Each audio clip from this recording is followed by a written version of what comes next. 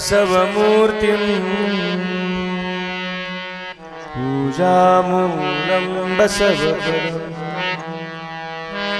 मंत्रमूलं बसववचनं मोक्षमूलं बसवकृपा गुरु प्रसादाची थोरी महिमा से श्रेष्ठ भारी प्रसाद घेताची स्वामीचा नाश होय षडरिपुंचा मी तू पण हाण उरे सुख अक्षयी घेई रे सुख ब्रह्मानंदी होय गगनी आनंदनमाय लक्ष्मण म्हणे घ्यावो जन्म मृत्यू चुकवाहो प्रसाद घेताची स्वामीचा नाश होय षडरिपुंचा शिवहार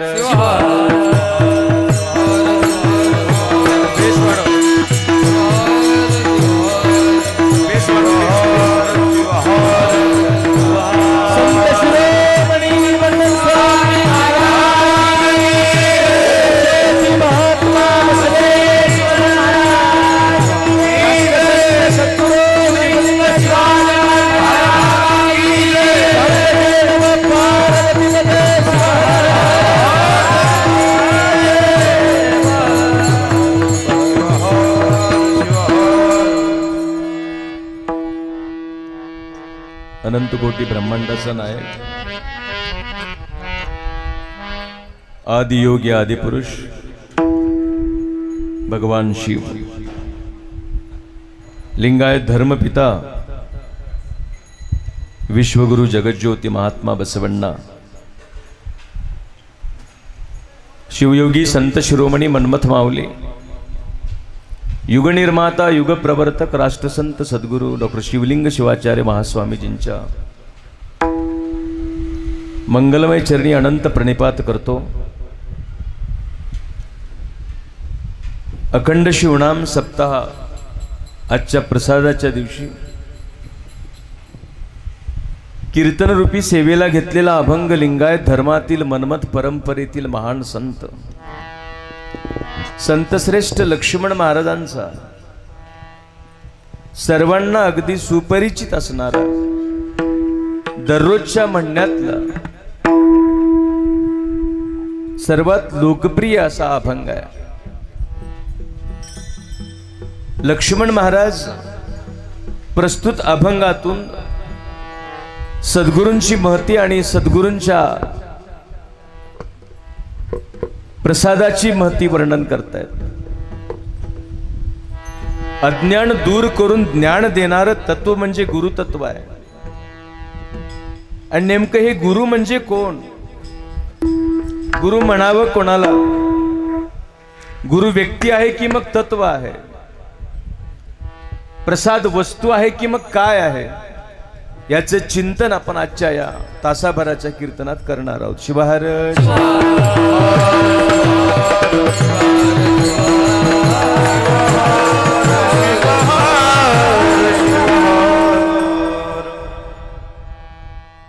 ब्रह्मांडामध्ये पृथ्वीची उत्पत्ती झाली। मी काही पुराण सांगत बसणार नाही, आपण विज्ञानवादी लोक आहोत। दोन धूमकेतींच्या टकरीमध्ये सगळ्या ब्रह्मांडाची उत्पत्ती झाली महाराज। आणि प्रचंड आग आणि जळत असणारी ही पृथ्वी करोडो वर्षाच्या पावसानंतर शांत झाली। आणि जगाच्या पाठीवर सगळ्यात पहिल्यांदा एक पेशी प्राणी म्हणजे अॅमिनो ऍसिड ज्याला म्हणतो आपण, अमिबा, एक पेशी प्राणी जीव जन्माला आला। हळूहळू सगळे जलचर निर्माण झाले, मग भूचर उभयचर निर्माण झाले, शेवटी खग म्हणजे पक्षी निर्माण झाले। याला आपण इव्होल्यूशन म्हणतो, उत्क्रांतीवाद म्हणतो।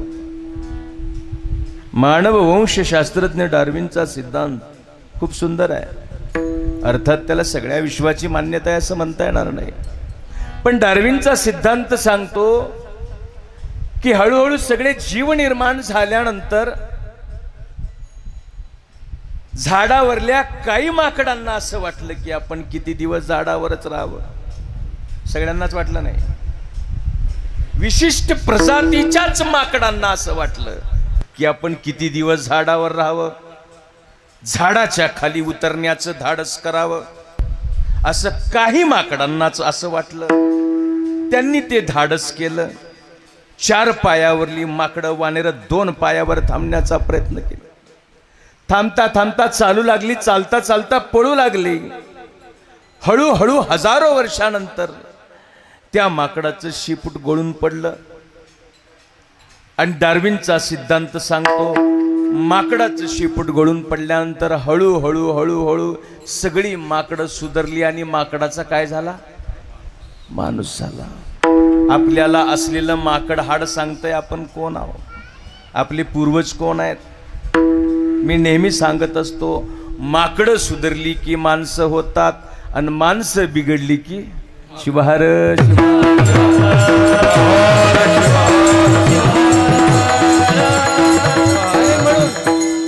जनावरातून आलेल्या, पण जनावर नाहीये. माणूस जनावरातनच आला. जनावराकडे बघत बघत माणूस मोठा झाला. निसर्गाकडे पाहत पाहत माणसाने आपले मन, बुद्धी, चित्त, अहंकार याचं सृजन केलं. असं असलं तरीही माणसात आणि जनावरांमध्ये अंतर आहे. शास्त्र सांगतं आहार, निद्रा, भय, मैथून समान आहेत. माणसात आणि जनावरात समान आहेत. आम्ही जेवण करतो, जनावरही जेवण करतात. बरं, जनावर त्यांना जे पचेल रुचेल आणि निसर्गानं जे घालून दिले तेच खातात. माणसं एवढे खतरनाक आहेत, त्यांचा आहार सोडून नको ते खायलाही पडतात. आहार, निद्रा, जनावरही झोपतात, माणसंही झोपतात. जनावर गोट्यातच झोपतात, माणसं कीर्तनात बी झोपू शकतात. भय, जनावरांनाही भीती आहे, माणसांनाही भीती आहे. जनावरांनाही लेकरं बाळ होतात, माणसांनाही लेकरं बाळ होतात. मग माणसात आणि जनावरात फरक काय? थोडासाच फरक आहे. कोणता फरक आहे? जनावराकडे सामान्य बुद्धी आहे, जनावराकडे सहज बुद्धी आहे, माणसाकडे विवेक बुद्धी आहे. शिवार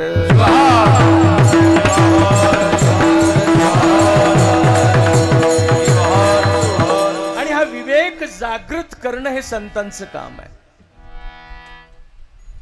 संतांचा देवाशी काही संबंध नाही. बरं बघा, संत देवाच्या भानगडीत पडले नाहीत. देव आहे त्यांना माहिती होती, अज्ञात शक्ती आहे,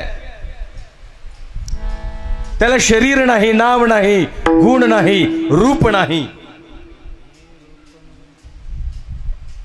चिदानंद रूप शिवोहम शिवोहम, तो निर्गुण निराकार आहे. देव हा संत साहित्याचा केंद्रबिंदू नाहीच मुळात. संत साहित्य, मग संत कुठल्याही संप्रदायाचे असू देत, त्या संत वाङ्मयाचा केंद्रबिंदू देव नाही, माणूस आहे. माणूस हे जे सगळं लिहिलंय, हा खटाटोप जो केलाय संतांनी, तो केवळ माणसाच्या आनंदासाठी केलाय. ज्या समाजामध्ये आम्ही राहतो त्या समाजात माणसं आहेत, माणसं, आणि ही माणसं माणसात आली पाहिजेत. म्हणून माणसांनी मिळून माणुसकीचा जो सोहळा निर्माण केला त्याला आम्ही संप्रदाय म्हणतो. शिवहर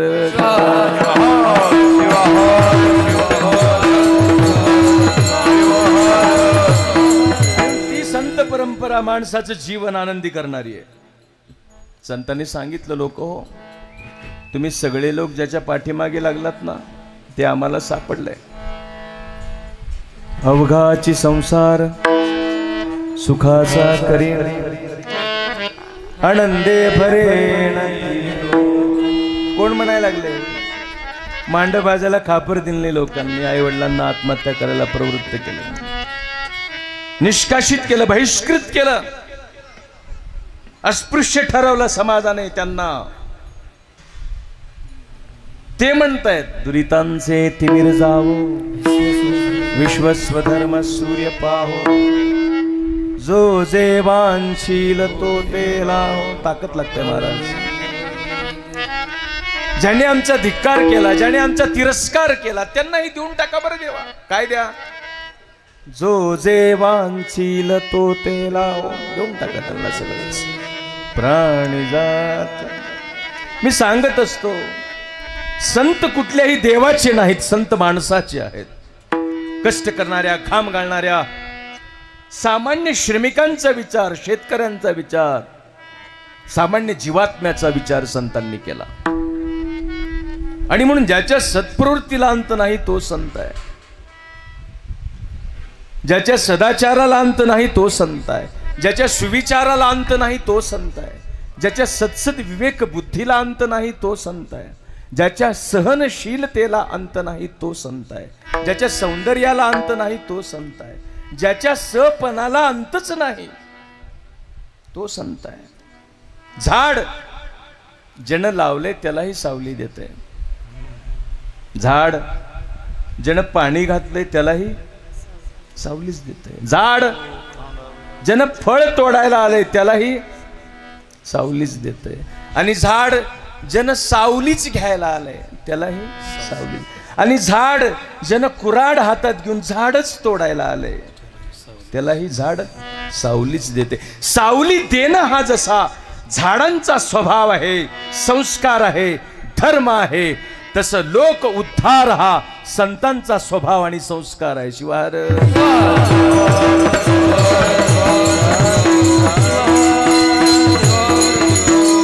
आणि तुकोबारायांना लोकांनी विचारलं एकदा, म्हणले देवा तुकोबाराय सांगा, ही कीर्तनकारांची शाळा तयार होते हो, शिक्षण संस्था आहेत, आता कीर्तन भक्ती राहिली नाही, ती आता कला झालेली आहे, कला.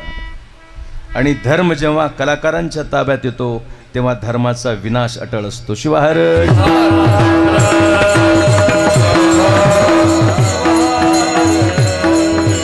तुकोबारायांना लोकांनी विचारलं,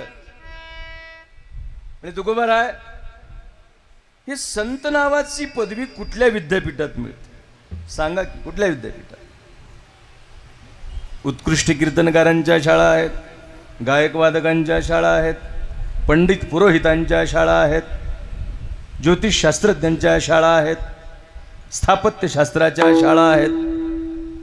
सगळ्या कला विद्या शाळेत न शिकता येईल, पण संत नावाची डिग्री, संत नावाची पदवी कुठल्या विद्यापीठात आहे, कुठे मिळेल, कोण्या जाती जन्माला आल्यानंतर मिळेल? नाही संतपण मिळतय हाती, नाही संतपण मिळतय हाती,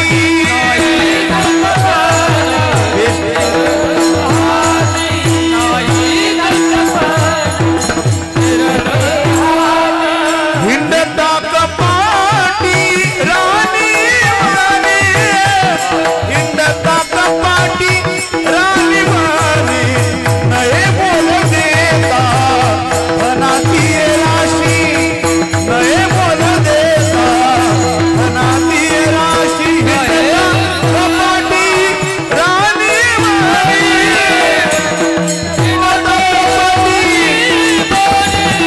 नये बोल देता धनाती राशी, नये बोल देता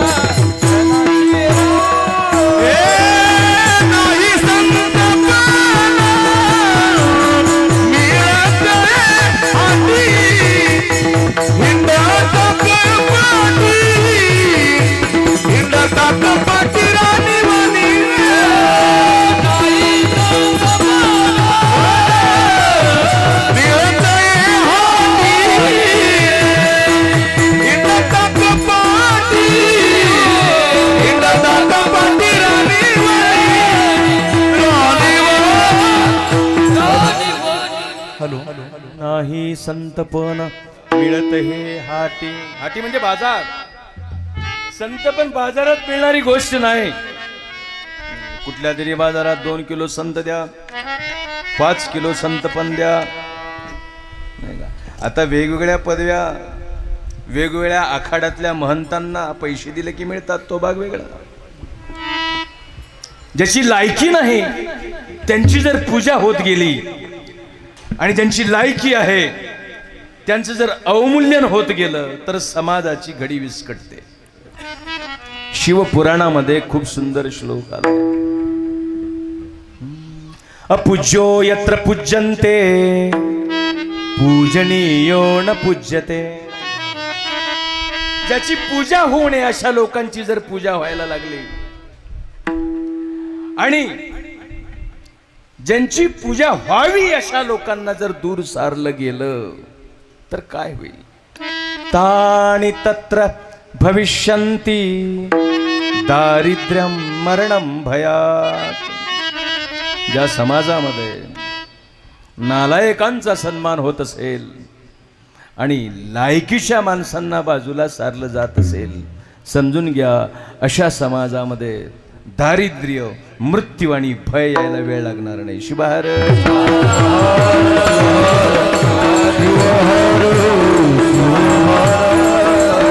मी सांगत होतो, तुकोबारायांना विचारलं लोकांनी, संतपण मिळतं कुठं, कुठल्या विद्यापीठात. नाही मोल देता धनाची राशी, नाही मिळणार. संत विवेकाचं नाव आहे, संत दया भावनेचं नाव आहे. बसवण्णाला विचारलं लोकांनी, बसवण्णांना, महात्मा बसवण्णाला म्हटलं, धर्माला आधार काय, धार्मिक माणसाचा आधार काय. मी धार्मिक आहे याचं प्रूफ काय. अंगभर पट्टे ओढलो इबतीचे, बुक्का लावला, धार्मिक झालो का. गावातले एकही देऊळ सोडत नाही हिनं, सगळ्या देवातल्या मूर्त्यांना पाणी भडभड वतते आणि घरी सासूला उपाशी मारते. असल्या बाईला देव गटल का, नाही भेटणार ना. धार्मिकतेचं आधार काय. बाहेर भरपूर बोलतो मोठ्या मोठ्याने, आई वडिलांचा सांभाळ करत नाही, अशा माणसाला परमात्मा भेटेल का. बसवण्णाला विचारलं लोकांनी, बसवण्णा धर्माला अधिष्ठान काय. सगळ्यांचा आधार धर्म आहे, तर धर्माचा आधार काय. आधार सगळ्यांना धर्माचा आहे. पृथ्वी धर्मावरती तरलेली आहे, हे ब्रह्मांड धर्मावरती तरलेला आहे, सगळ्याला आधार धर्म आहे. तर बसवण्णाला लोकांनी विचारलं, धर्माला आधार काय. धर्माला आधार ग्रंथ आहे का, धर्माला आधार देव आहे का, धर्माला आधार झेंडा आहे का, धर्माला आधार तीर्थ आहे का, धर्माला आधार व्रत आहे का, धर्माला आधार गुरु आहे का, धर्माला आधार कोण आहे.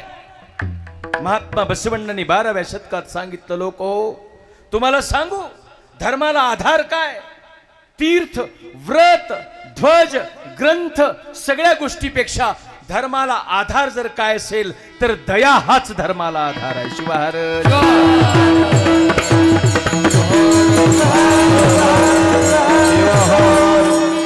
दयवे धर्मदम मूलवय्या. बसवण्णांनी म्हणलं, लोक हो तुम्ही कोण्या देवाची उपासना करता त्याचं काही महत्व नाही, पण तुमच्या अंतःकरणात दया आहे का. जर अंतःकरणात दया असेल तर मी धार्मिक आहे. नाहीतर 108 मण्याची माळ घालू दे, नाहीतर 8108 मण्याची माळ घालू दे, अंतःकरणात जर दया नसेल तर त्या सगळ्या व्रतवैकल्याला, कर्मकांडाला आधार नाही. आणि 2 प्रकारचे लोक समाजामध्ये आहेत. 2 प्रकारचे लोक समाजात आहेत. प्रत्येक क्षेत्रामध्ये 2 प्रकारची लोक आहेत. राजकारण असू दे, समाजकारण असू दे, धर्मकारण असू दे, शिक्षण असू दे, व्यापार असू दे, कलाक्षेत्र असू दे, 2 प्रकारची लोक प्रत्येक क्षेत्रामध्ये आहेत. पहिला वर्ग आहे कायम लोकांना वेड्यात काढणारा वर्ग, सगळ्याच क्षेत्रात आहे. काय वेड्यात काढतात ते, कायम लोकांना वेड्यात काढणारा वर्ग आहे. दुसरा वर्ग आहे लोकांना शहाणं करणारा वर्ग. जे जे आपणासी ठावे ते ते इतरांशी सांगावे, शहाणे करून सोडावे सकळ जण. लोकांना शहाणं करणारी यंत्रणा ही संतांची यंत्रणा आहे. समाजाचा माथा जाग्यावर यावा म्हणून संतानं गाथा रचला, पण समाजानं गाथा डोक्यावर ठेवून नाचलं पण डोक्यात घेतलं नाही. ही संतांची व्यथा आहे.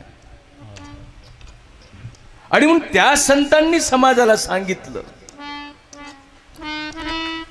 आम्हाला काही देता आलं नाही देता आलं तरी चालेल, पण आम्हाला समजून घ्या ही त्यांची तळमळ आहे. संतांची तळमळ का आहे? संतांचे हे ब्रीद तारावे सकळ,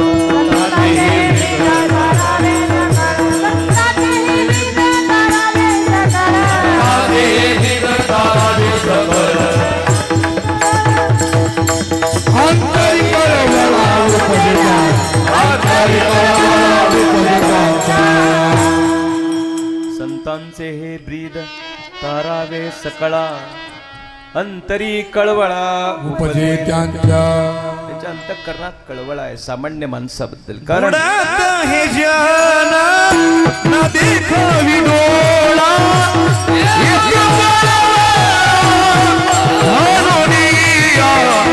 तो कळवळा.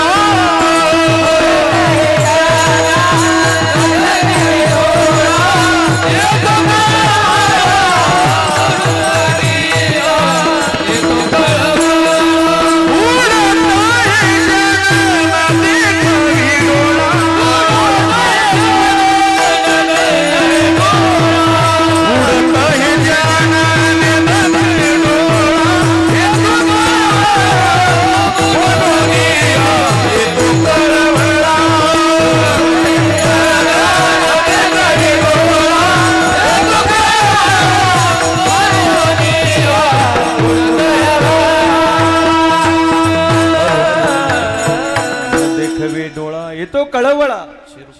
सामान्य माणसाच्या बद्दलची संवेदना आहे संताकडं. बघा संत गाडगे बाबा परीट समाजामध्ये जन्माला आले.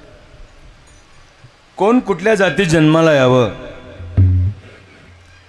हा आपल्या हातातला विषय नाहीये. किंबहुना जात ही देवनिर्मित पण नाही.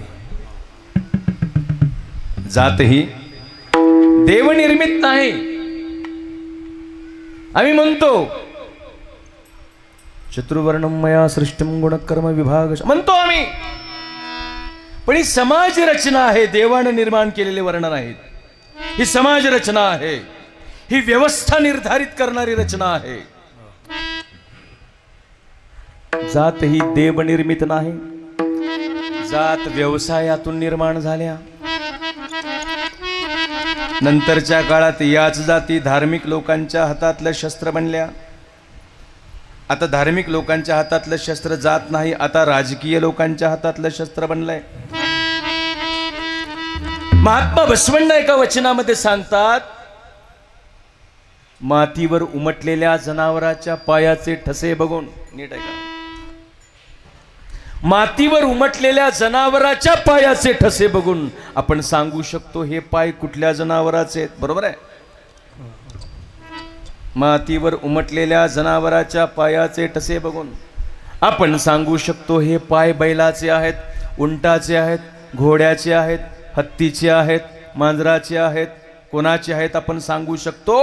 पण त्याच मातीवर उमटलेल्या माणसाच्या पायाचे ठसे बघून आपण सांगू शकत नाही हे पाय कुंभाराचे आहेत, हे पाय चांबाराचे आहेत, हे पाय मराठ्याचे आहेत, हे पाय लिंगायताचे आहेत, हे महाराचे पाय, हे मांगाचे पाय, हे मुसलमानाचे पाय आपण सांगू शकत नाही. म्हणजे जात देवनिर्मित नाही. आणि जाती अंताचा लढा सरकार लढेल तेव्हा लढेल, पण जाती अंताचा लढा खऱ्या अर्थानं संप्रदायानं सुरू केला. संत परंपरेने जाती अंताचा लढा सुरू केला. जाती कुळ गोत्र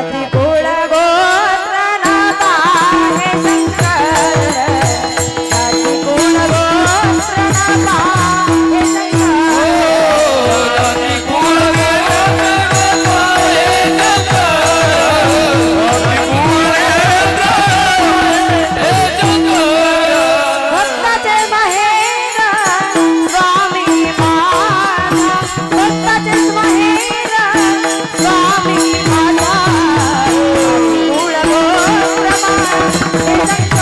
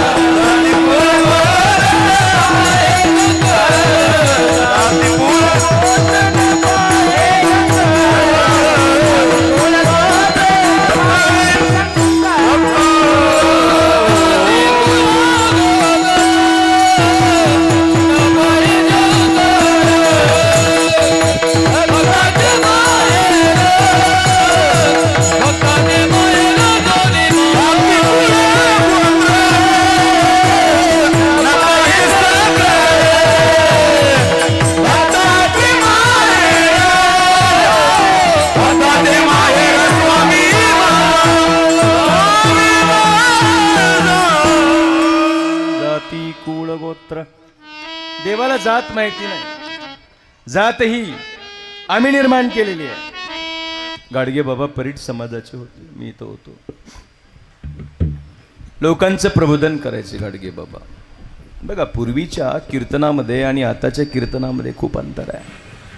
सप्ते वाढायला लागलेत, कीर्तनं वाढायला लागलेत. पूर्वी हरिनाम होतं, नंतर शिवनामही आलं, नंतर दत्तनाम आलं, अजून कोणते कोणते नाम आले, एवढे सगळे नाम आले. पण म्हणावं तसं समाजामध्ये अपेक्षित परिवर्तन घडत नाही. कारण आहे, पूर्वी कीर्तनं हिमतीवर व्हायची. कारण रात्रंदिन आम्हा युद्धाचा प्रसंग, साधी गोष्ट नव्हती पूर्वी. कीर्तन करणं म्हणजे युद्ध होतं. व्यवस्थेच्या विरोधामध्ये आवाज उठवणं म्हणजे कीर्तन होतं. कीर्तन प्रस्थापितांच्या विरोधात होतं. कीर्तन पुरोहित शाहीच्या विरोधात होतं. कीर्तन जात व्यवस्थेच्या विरोधात होतं. कीर्तन अंधश्रद्धेच्या विरोधात होतं. कीर्तन बहुदेव उपासनेच्या विरोधामध्ये होतं. कीर्तन शोषणाच्या विरोधामध्ये होतं. म्हणून पूर्वी कीर्तन करायला हिंमत लागायची. पूर्वीची कीर्तनं हिमतीवर होत होती, आताची कीर्तनं किमतीवर होत आहेत. शिवार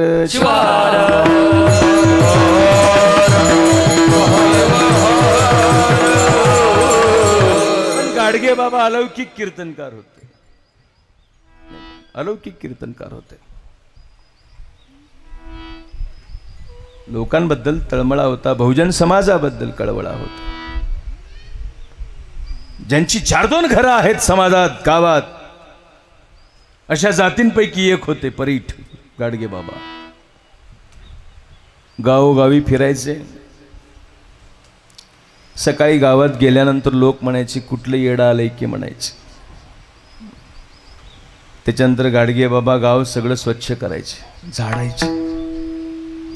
2-4 घरामध्ये भिक्षा मागून खायचे आणि संध्याकाळी पारावरती बसून दगडांचे टाळ करून लोकांचं प्रबोधन करायचे. खरा देव सांगायचे, खरा धर्म सांगायचे, लोकांचं प्रबोधन व्हायचं. आणि असे करत असताना एकदा कोकणामध्ये राजापूरला गाडगे बाबा गेले. राजापूर ते मूळचे तिकडले अमरावती बुलढाणा साईडचे होते. डेबूजी त्यांचं नाव होतं. आणि एके दिवशी राजापूरला कोकणात कीर्तन चालू होतं. तेवढ्यात एक माणूस लांबून आला पळत पळत आणि गाडगे बाबांचे पाय धरले आणि म्हणले, बाबा बाबा.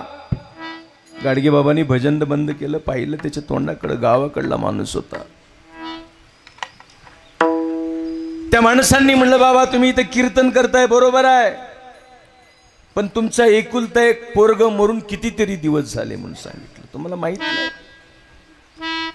तुमचं लेकरू मेलं की एकच. बाबांनी दोन्ही डोळे बंद केले. अंतःकरणात मुलाचा चेहरा आठवला. दुसऱ्या क्षणाला डोळे उघडले आणि म्हणले, अरे असे गेल्यात कोट्यान कोटी, का रडू मी एक, ते सगळे माझीच लेकर आहेत. म्हणला शिवार.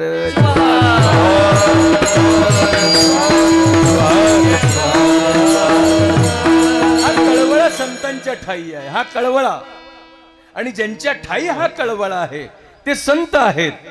आणि त्यांनी देवाचं स्वरूप सांगितलं. जे का रंजले गांजले प्रयासी म्हणे जो आपुले, तोची साधू ओळखावा देव तेथेच जाणावा. तिथंच देव आहे.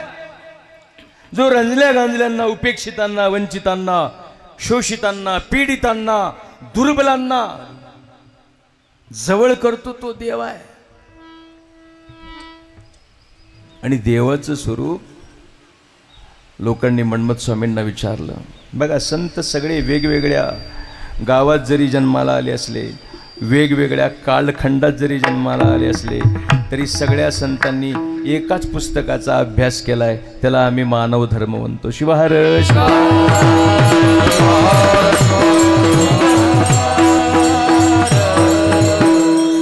मन्मथ स्वामींना लोकांनी विचारलं, सांगा देवाचं स्वरूप काय सांगा मन्मथ स्वामी. मन्मथ स्वामींनी म्हणलं, सांगतो ऐका. कसा आहे देव. तुझ रूपना रेखा नाम आम्ही भक्ती धरुनी ठेविले नाम हे रवी वेद शास्त्रासी अगम्य अगोचर तू. म्हणून स्वामींनी म्हणलं देवा खरं सांगू का तुम्हाला आकारच नाही. नव्हता काळा गोरा खुजान ठेंगणा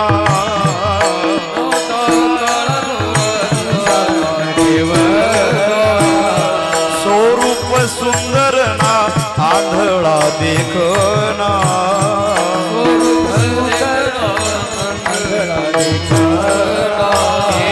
नवती जीव शिव तयासी भावना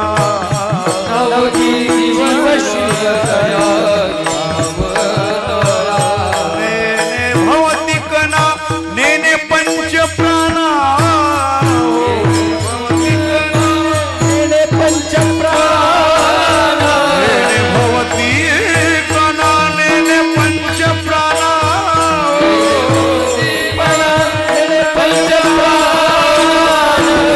हरिले सगुण चांगले रूप धरिले सगुण चांगले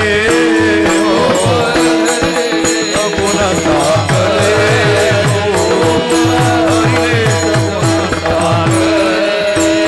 नव्हता काळा गोरा खुजान ठेंगणा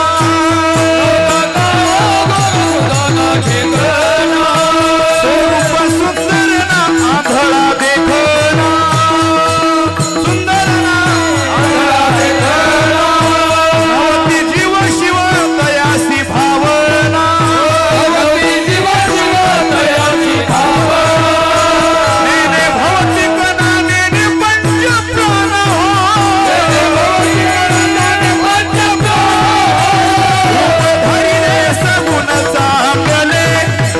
रूप धरिले सगुण चांगले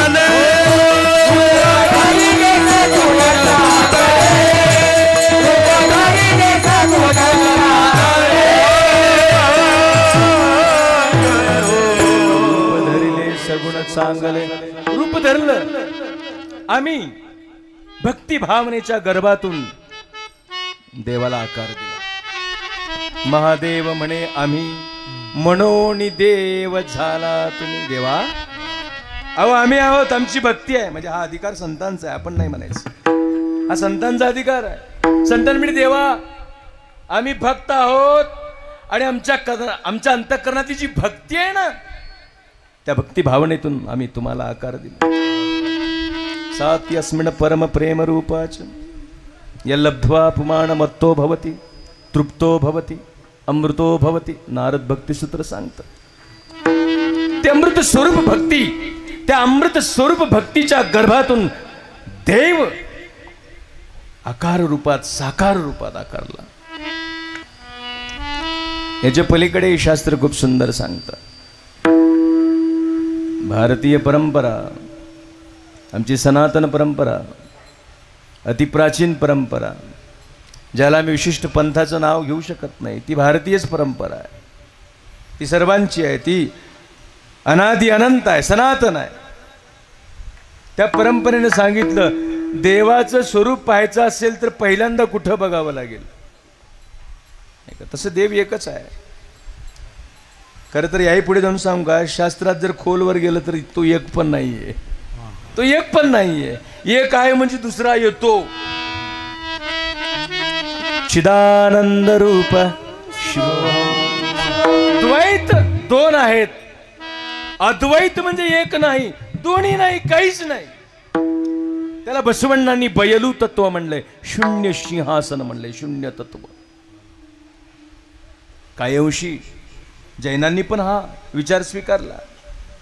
बहुतांशी बुद्धांनी पण स्वीकारला. ते शून्य तत्व सच्चित आनंद स्वरूप आम्ही त्याला म्हणतो. पण त्या अज्ञात विराट सच्चित आनंद स्वरूपाचं देवाचं पहिल्यांदा दर्शन कुठं घेता येईल तर शास्त्र सांगतं पहिला देव कोणता. खंडोबा मसोबा इटोबा बालाजी महादेव सांगादेव कोणता देव आहे. भारतीय शास्त्राने सांगितलं पहिला देव कोणता आहे. मात्र देवो भव. आई देव आहे. महादेव नाही, बालाजी नाही, रामकृष्ण नाही, कोण आहे? पहिला देव मात्र देवो भव, आई देव आहे. दुसरा देव सांगितला शास्त्रांनी पितृदेवो भव, बाप देव आहे. तिसरा देव सांगितला, अजून महादेवाचा नंबर लागला नाही, कोण्याच देवाचा लागला नाही अजून. पहिला नंबर लागला आईचा, नंतर लागला बाबाचा. मात्र देवो भव, पितृदेवो भव, आचार्य देवो भव. आणि एकदा का जिवंत मायबापातला देव कळाला, समजून घ्या दगडातला देव तुम्हाला भेटायला पळतच आला. शिवार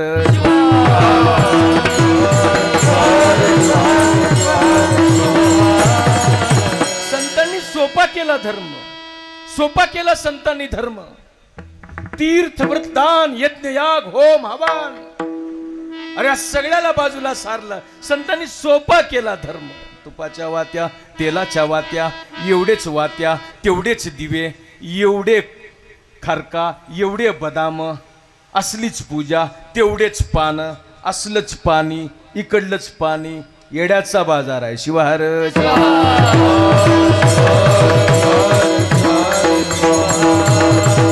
धर्म सोपा आहे, धर्म सोपा आहे. प्रस्थापितांनी, पुरोहितांनी, पंडितांनी अवघड केलाय, पण धर्म सोपा आहे. संतांचा धर्म सोपा, लोक उद्धाराचा, आत्मोद्धाराचा आहे. पंडितांचा धर्म ना लोकोद्धाराचा आहे ना आत्मोद्धाराचा आहे, तो केवळ बाजारांचा आहे. शिवार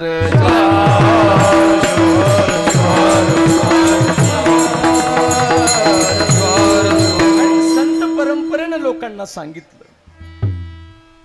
आणि त्या संत परंपरेलाच आम्ही गुरु म्हणतो.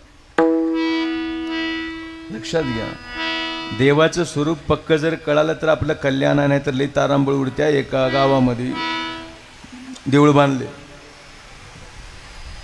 अनेक जातीचे लोक होते गावात. बरं ठीक आहे, माणसात जाती पडल्या तर त्या जातींनी देव देखील वाटून घेतला. लय अवघड आहे. प्रत्येक जातीचा वेगळा देव, प्रत्येक जातींचा वेगळा देव. काय अटॅचमेंट आहे मला कळत नाही. ते देव म्हणलं की तीच जात तिथं दिसणार, मेजर. म्हणजे तो देव त्याच जातीचा आहे का? म्हणजे आम्ही देवाचं देखील कास्ट सर्टिफिकेट काढून मोकळं झालो. एका गावामध्ये असंच एक मंदिर बांधलंय. गावात पुढारी मंडळी शहाणी होती. त्याने म्हणलं ऐन टायमाला आपण तिकीट डिक्लेअर करू, तोपर्यंत प्रत्येकाला म्हणू तुलाच आहे कामाला लाग, तुलाच आहे कामाला लाग.